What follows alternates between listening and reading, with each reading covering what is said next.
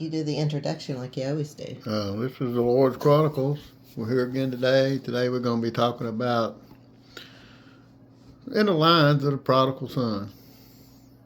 But we're going to go at it in a different way.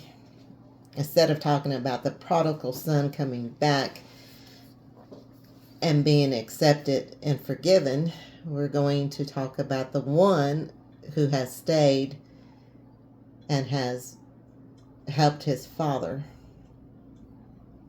So in Luke 15, it says, "And he answering said to his father, Lo, these many years do I serve thee, neither transgressed I at any time thy commandment, and yet thou never gavest me a kid that I might make merry with my friends.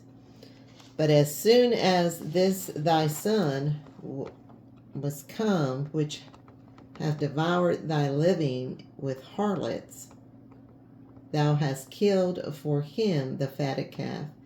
And he said unto him, Son, thou art ever with me, and all that I have is thine."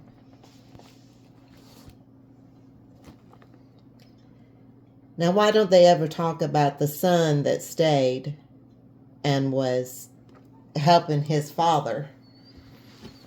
Because everybody loves the prodigal son. He's got that come from behind story. Yeah, but it was the son that stayed, and he tended to the farm and the animals and the servants. And he was always busy with his dad, always taking care of the finances, always taking care of the house, the land. And yet this other son runs off, but he was given his inheritance, and then he goes and he blows it all. Even to the point where it says that he was even envious of the pigs' food. But when he comes back, his father runs out and hugs him and gives him the ring and the robe and such. But yeah, not the rope. He goes go get a rope. His brother wanted to give him the rope. Yeah, but the son that had stayed and was diligent never gets talked about. No, but he has the greater blessing. By far. All I have is yours, and you are forever with me. That's what we're all looking for. He had that a blessing beyond any other blessing. All I have is yours, and you are forever with me. Man. Yeah, but you also put here in your little article, you said, oftentimes we get carried away with the prodigal sons or daughters. Their testimonies are wonderful to hear. We are eager to let them preach, teach, evangelize. All good, all good. But the true rocks are the ones who did not stray too far away, who keep the faith, who stayed, who prayed, for the prodigal sons. Well, again, why don't they talk about the one that stayed, that prays, that does the incense before the altar to the Lord, that gives their time and effort for those that have gone astray, so that the Lord will keep a hedge of protection round about them? Nobody ever talks about that one son, daughter that stays. Yeah, it is interesting. Like you said in the thing, if the backslider is a prodigal son, nobody thinks about it. Well, he's still a work in progress. But if the music minister slips and falls, then the whole place falls apart. And it's strange because both of them are human beings. Yet, when the one who has lived a riotous life or the sinful life, when he comes back, the heavens do rejoice. But who in the heavens rejoices? Those who are up there, the ones who were saved, the ones who were there all along. It's true. Very few of the people who, and even I've heard it, the old people there, you don't want to listen to nothing they got to say. Well, them's the ones you need to be listening to, because, they're the ones who've been here all this time, and they're the ones who prayed when they didn't feel like praying. They're the ones that stayed at church. They're the one that paid for the church. They're the one that done all of these things. Well, these other ones was out there spending all their money. Nothing against the prodigal son. Their testimonies are great when you hear them, but the testimonies of those who have stayed in church and witnessed all of these transformations, they can tell you stories of prodigal sons, when the prodigal son himself can only tell you one. So, his story. But these people who have been in this church for decades have seen lots of prodigal sons come, and they've seen lots of prodigal sons go. But they stay the course, the backbone of the church. And yeah, they should get more recognition than what they get. But do they really care for it? I mean, really and truly. We sit on the back pew. I watch the people pray. I don't mind praying for people. But do I need it? I mean, I already have everything. I already know who Jesus Christ is. I already believe in my salvation. And maybe we're better off just sitting in the back unnoticed. If you look at it from that point of view. Now, you have two stories that are very interesting that I just was thinking. Here you talk about Paul. You say he's not a prodigal son. No, he was not. Okay. Now, here comes the other part. Anna, which was a widower, she also stayed in the temple. She prayed and made homage to the Lord. Both of them are almost in same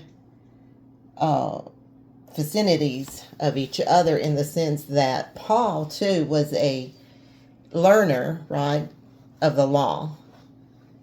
He was being taught as a young child, being brought up to understand the law, but yet he went after those that he believed were teaching against the law. Yet Jesus comes to him, right, in the road to Damascus, and a bright light shines, and we know the story. You have Anna that was in the temple, always before the Lord herself. Almost the same parallel, because she sees the Messiah, the promise, which is Jesus. And they were both told, not Paul and her, but Anna and the old man that was there, I can't remember his name, but he was also told that he would see the day of the salvation before he died. But yet these people are never really talked about either. They're talked about Paul, because Paul, even though he was a learner, right, he knew the law, he still persecuted people. And so we talk about him so much, and we give him so much credit and such. Even though he was, But yet we never talk about the ones again that because Paul is kind of like a prodigal son. He was out doing what we consider wrong because he was prosecuting or persecuting the Christians, and he thought he was doing right. So in a way, but as far as a lawbreaker and a sinner, no, he was not. But none of the apostles were. They were just hardworking people. Didn't say any of them had any kind of a riotous life. Jesus didn't choose prodigal sons. He chose dedicated people. Some of them married. They were, then people could say, well, Matthew, Matthew wasn't a riotous person that spent his money on prostitutes, it doesn't say. He's just a tax collector, and they didn't like him. Nobody likes a tax collector. But no, the backbone of the church, the original church, was not, even though Jesus says, I come to call sinners to repentance. That's who he calls. I didn't come to save those that didn't need a physician. I come to call the sick. But those he chose were good people, backbone people, people who had jobs, who were not riotous. They were good people. They were not prodigal sons. So would you say loyal people? They were loyal to him. So is that what it boils down to with the prodigal son? Not the prodigal son, but the son that stayed. Yeah, he was loyal to his father. He was loyal to the faith. But the blessing of it is that they got to see God. You know, they was in the presence of God for many, many years. And so, in all honesty, their blessing is far greater than any prodigal son. Because a prodigal son can never catch up to what they've got. They've had it for years, since they were young. Some of them since they were infants. They've been in church. Their mothers put them in church, and fathers, and they stayed in church all their lives. I'm not saying that they didn't have some bad things happen to them or do some stupid things, but we're not talking about a prodigal son, somebody who threw everything he had away. And so even though they may have slipped a little bit, they are the backbone of the church, yet heavily blessed. And there's no way that a prodigal son can ever catch up, because I've been in the graces as a person who has stayed in the faith for decades, and someone who has just come in is just as deserving of salvation as I am. But as far as knowing and having the anointing that I've seen, no, because he starts off at ground zero. And most of the time people love, and it's true, the prodigal son, when you first get saved, that you're on fire, because you have just received something unbelievable that you didn't think could ever happen to you. And yeah, they're very passionate, and their testimonies are exciting to hear. But the testimonies of those who have known the presence of God for 20 and 30 years are testimonies that I would rather have my children hear. And I'll be honest with you, I've got nothing against the prodigal son, but when they get all the praise, and you got young children out here thinking, well, I can go do whatever I want to, and hey, when I get 30 years old, I'll just turn back to God. And the problem with that is a lot of them don't make it. They don't make it nowhere near 30. So get there and stay there. Don't try to be a prodigal son. Those are the lucky ones. You may not be so lucky. Got anything to add to that? Now, don't get me wrong. I'm not talking down any prodigal sons who get up and evangelize or preach or anything. God bless them. Their testimonies are inspirational to a lot of people. But in the end, they are the few. But I guess the foundation, which is those that have stayed for, I guess you could say, most of their lives. All their lives. Are also needed to be acknowledged, because it's their rock, it's their faith, it's their building, it's their foundation. All the prayers, all the fasting, all the, coming before the Lord at the church, going and cleaning going and doing things that most people probably would never want to do, like clean the toilets or such.